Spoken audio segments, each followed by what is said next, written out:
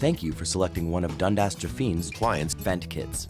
The expected installation time should be approximately 30 minutes, and the tools required are a screwdriver, 4 screws.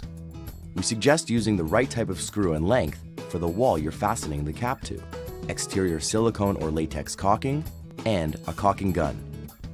Roll the aluminum tailpiece, forming a pipe. To do this, snap the male-female seams together along the length of the pipe. Next, attach the vent cap to the pipe. Ensure the pipe fits snug inside the collar. Align clips on the collar so they snap into the pre-punched slots.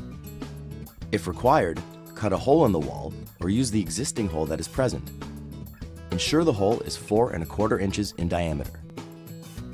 From the outside, pass the pipe through the hole opening until the vent cap lies flush against the outside wall surface.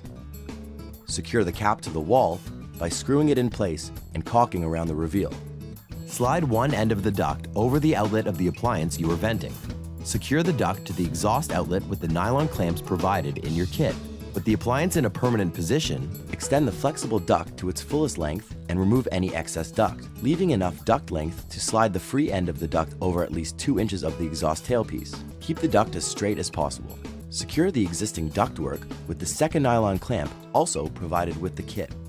Ensure that you have not crushed the duct when repositioning the dryer, as this will restrict airflow. For more information about this product or other Dundas Jafine products, please visit our website at dundasjafine.com.